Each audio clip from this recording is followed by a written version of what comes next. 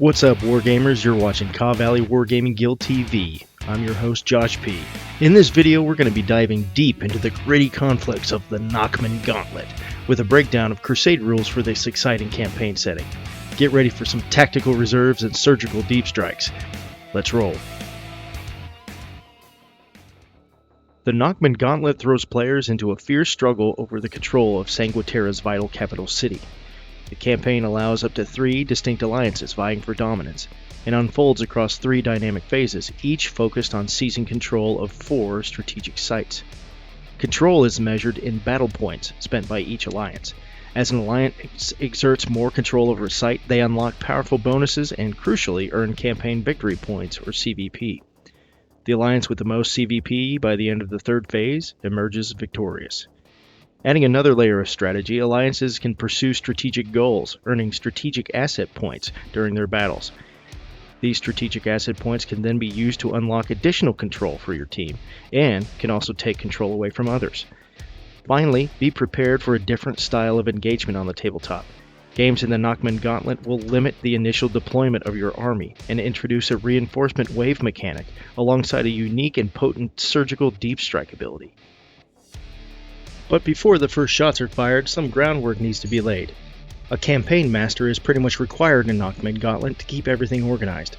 This individual will track progress, resolve disputes, and generally shepherd the campaign by recording all decisions made by each alliance throughout the campaign. Most of them are going to be recorded in secret, and we'll get into more details about that later. First order of business for the campaign master, though, is to form the alliances. Will you form them thematically, uniting factions with shared allegiances, or will you prioritize players' skill and experience for a more balanced approach to teams? Either way, each alliance will need to nominate a War Master, someone who will act as a primary point of contact for communicating their alliance's decisions to the campaign master. Finally, consider the length of your campaign. The rules recommend about 6 weeks, although you can go as long as you like or try to cram it in over a weekend. The first major twist in Nachmund Gauntlet is the one that they assign to epic heroes. Each time a player adds an epic hero to their Crusade roster, they will need to inform the campaign master. The campaign master will then get to choose to assign one Crusade ability from the Nachmund Gauntlet book to give to that epic hero model. If a unit contains multiple epic hero models, only one of them receives the ability. The chosen epic hero will also have to increase their Crusade points by 1. It's a great way to make sure your legendary characters are even more impactful on this battlefield. One of the most complicated rules of Nachmund Gauntlet is how the battles are played. It's vital for players to understand this mechanic before they establish their order of battle, because it will greatly impact their decisions when making their Crusade force. When you go to play a game in Nachmund Gauntlet, first you and your opponent will agree on the battle size: Incursion, Strike Force, or Onslaught. Then, each player will secretly choose one of 3 formation stances they will take: Alpha, Beta, or Gamma.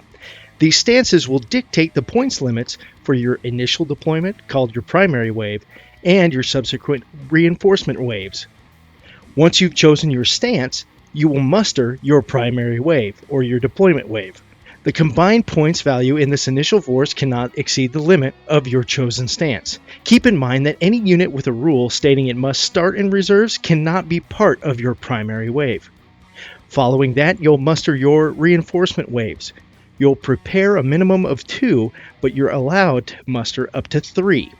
During the game, you'll then choose which 2 of the 3 waves will actually participate. The 3rd reinforcement wave remains off the board, does not play the game, and therefore will not gain experience.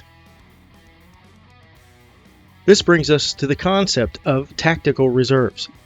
When you deploy your Crusade army, only the units in your primary wave can be deployed, and they must be deployed on the battlefield or in transports. Only 2 of your 3 mustered reinforcement waves will ever participate in each battle. Those that will participate are chosen during the battle. The total forces available for you to choose from will often be larger than normal for your chosen battle size. For example, if you're playing an incursion battle size of 1,000 points, if you chose the Alpha stance, you'll have 1,300 points to choose from to participate, but only 1,000 of those will.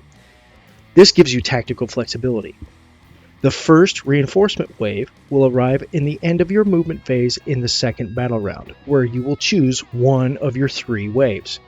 The second reinforcement wave will arrive at the end of your movement phase in the third battle round, where you'll choose one of the 2 remaining reinforcement waves. That third reinforcement wave that you didn't choose to set up, it does not take part of the battle, and unfortunately, none of those units will gain any experience. A crucial point to remember: if your warlord is in that unused reinforcement wave, they are considered destroyed for all purposes of the battle, so plan your reserves carefully. Because of all the modifications to the reserve mechanics, Nachmund Gauntlet also introduces some specific rules adaptations. Firstly, players cannot use the rapid ingress stratagem. Secondly, there's a change on how reserves can be set up. Normally, units arriving from reserves must be set up more than 9 inches away from enemy units, and this can still be done.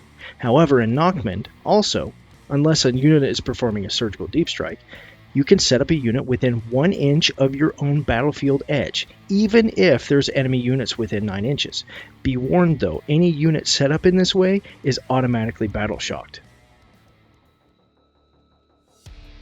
Now let's talk about the exciting surgical deep strike ability.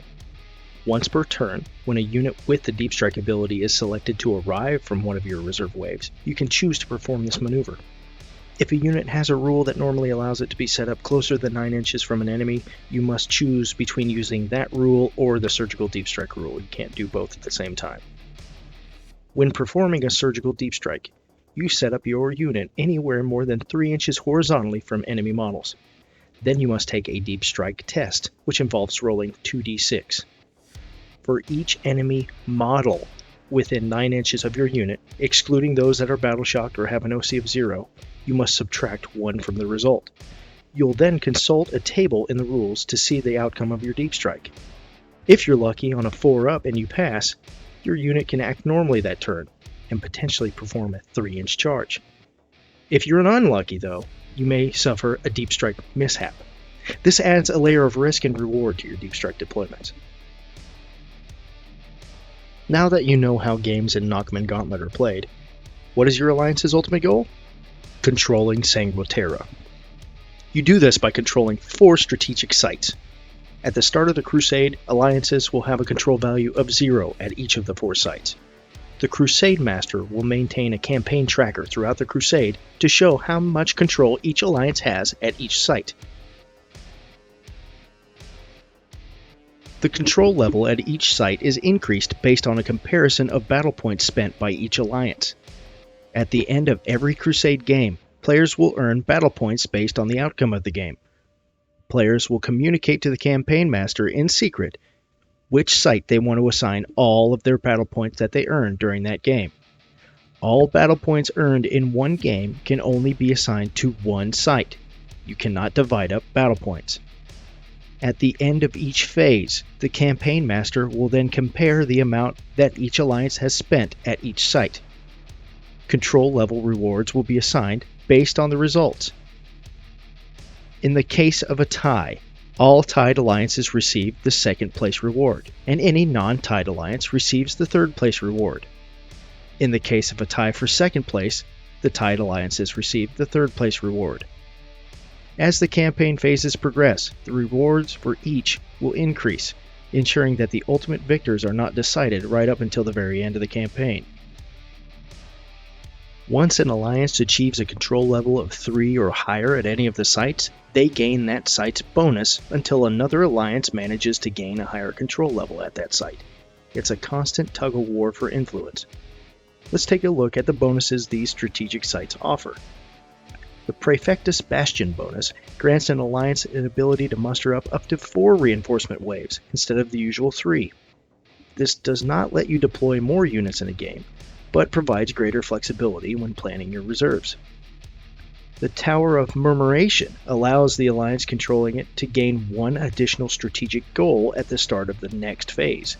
However, before goals are awarded at the end of that phase, they must choose one of those strategic goals that they picked and discard it.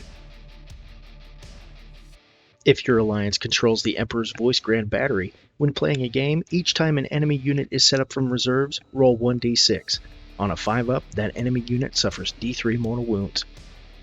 The Akrandor Spaceport bonus is a powerful one. Players in the alliance that control this site get to perform up to 2 surgical deep strikes per turn. Additionally, once per turn, when one of their units performs a surgical deep strike, you get to re-roll the deep strike test.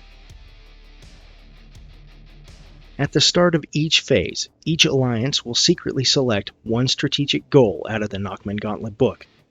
The War Master for each alliance will communicate this choice to the Campaign Master. Each strategic goal has specific requirements that will require players to earn Strategic Asset Points, or SAP, during their battles.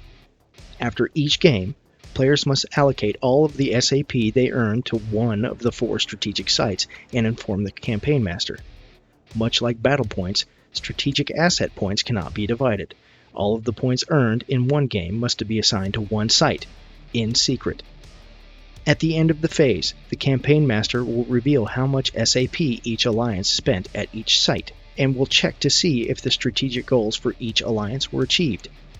Successfully completing a strategic goal can add to an alliance's control level at certain sites, or even reduce the control level of opposing alliances. In the case of a tie, whichever alliance spent the most SAP at that site will earn the strategic goal first. These goals add a crucial layer of long-term planning to the campaign, and allow additional unforeseen control swings. The battle traits and relics found in the book play into the reserves and deep strike mechanics of the game. There's a unique battle trait section specifically for jump pack units. It's clear when reading through the battle traits and relics that infantry armies are favored. Crusade relics add on to the reinforcement madness and will create a web of abilities when units arrive. Crusade Blessings found in the book are split into 3 sets. There's a base set, a faction-specific set, and an attacker-defender set. Most grant bonuses that will help units when they arrive from reserves. The Crusade book has 2 sets of agendas, a base set and an attacker-defender set. All of the book agendas give opportunities for players to earn strategic asset points. Many of the victor bonuses are standard, increasing the supply limit, additional XP, RP, etc. Some victor bonuses grant additional SAP. After all alliances have received their rewards at the end of the campaign phase 3, the campaign is over. The alliance with the most campaign victory points, or CVP, takes control of Sangua Terra's capital city and is crowned the victor. In the case of a tie, whichever alliance controls more strategic sites at the end of the campaign is the victor. If still a tie, the alliance with the most strategic asset points, or SAP, at the end of the game is the victor. If still a tie, nobody wins. And there you have it. A breakdown of the Crusade rules for Nachmund Gauntlet. This campaign offers a unique blend of strategic maneuvering, narrative progression, and exciting new battlefield mechanics. What are your thoughts on the rules? How do you like the tactical reserves mechanic? Let us know in the comments below, and feel free to ask any questions. If you've enjoyed this video, be sure to like and subscribe.